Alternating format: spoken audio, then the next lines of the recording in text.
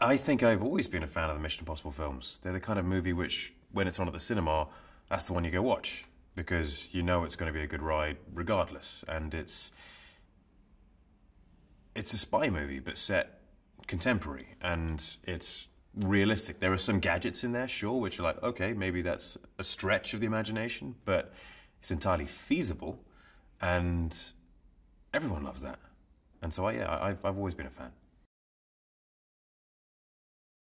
The character I play is a member of the CIA. He is the director of the CIA's #1 assassin. He's a cleaner. He goes and takes out people who you can't capture. He's rather notorious within the CIA. The way the IMF and the way Hunt looks at him is like he's the enemy, because he's been forced upon them in the team by Erica Sloan, the director of the CIA. And so he just plays along with that, and he just plays the nice guy. He's like, yeah, I'm just doing my job. I think Walker has watched Ethan Hunt from afar, obviously. He's one of the top guys in this very strange section of the CIA, the Impossible Mission Force, IMF. And he obviously knows that Hunt has talent, his ability, but I think he looks at Hunt as someone who doesn't have what it takes to do the necessary things. He puts too many people and too many things at risk because he has a moral code which is too strict. The script is very much alive. It's a process which never stops evolving. And I like that. It can be difficult at times. As I say, it's a challenge when you've got your character and you're trying to look at arcs and where to play stuff. But McHugh is so aware of that as well. It all ends up blending together, and it's really rather clever. I don't quite know how he does it. But it is alive, and yeah, that's the way Chris works. And I quite enjoy that, because it allows your character not just to be stationary throughout the shoot. You are constantly moving and adjusting, much like humans in regular life. If you're going through intense scenarios, your opinions will be changing reliant upon the scenario that you went through. He's a very good writer, and he is very, very intelligent when it comes to writing character. And with these characters, it's very important to have complexity, and with that complexity, there's a sense of a real peril. He's excellent at making people, putting these characters into enormously stressful situations, and yet they survive somehow, or they grow, or they adapt and change and evolve. And the way he does that is interesting.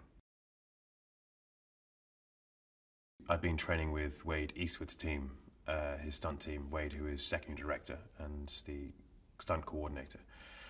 And they are an excellent team, very, very talented bunch. I've made friends with a lot of them throughout the process, and it's been doing a lot of fight stuff with them. And on this movie, I've done stunts which I haven't done before. And so they've been training me and teaching me about the basics of each stunt. I mean, I've done fight stuff before, I've done light stunt stuff before, but this is definitely more involved. In previous movies, it's been on a green screen, and you've been hanging on a wire on a green screen, which is one thing, but when you're hanging off, I don't know, a 1,900-foot cliff on a wire, it's a little different. It feels different. If you're hanging out of a helicopter in New Zealand in the winter for an hour and a half each time, it's different rather than just doing it on a stage. It's real. It's at least partially real. And the danger's real, and the danger's there. The mission's famous for the actors doing their stunts. They let me do it, and I've loved it. It's been an incredible experience. The one which really sticks in my head a lot, just because it was quite grueling over the 2 weeks, was the helicopter in New Zealand.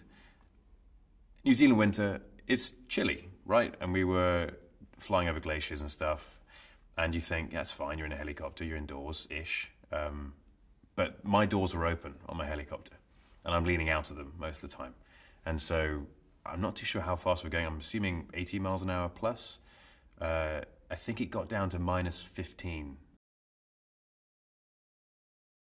Being in a helicopter in New Zealand,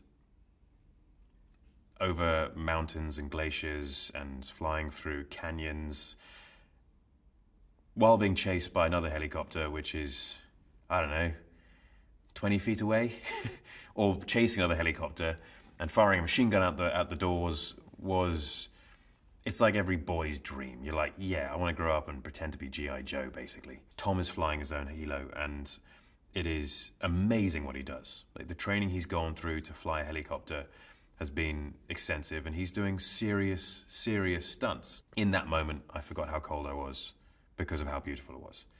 So, despite that cold,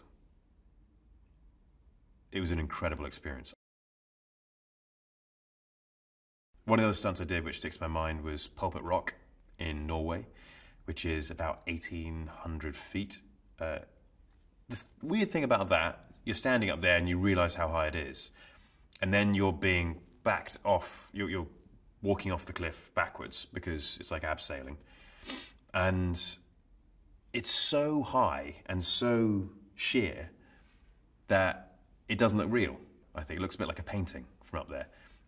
So it didn't feel quite as bad until you're hanging down there while they're discussing the shot and the wind starts to pick up and you feel yourself just blowing side to side. You're like, I really hope this stuff holds. I trust you, Wade. And that was good fun. I loved that. As far as Walker's fight style is concerned, we wanted to make Walker different from Hunt.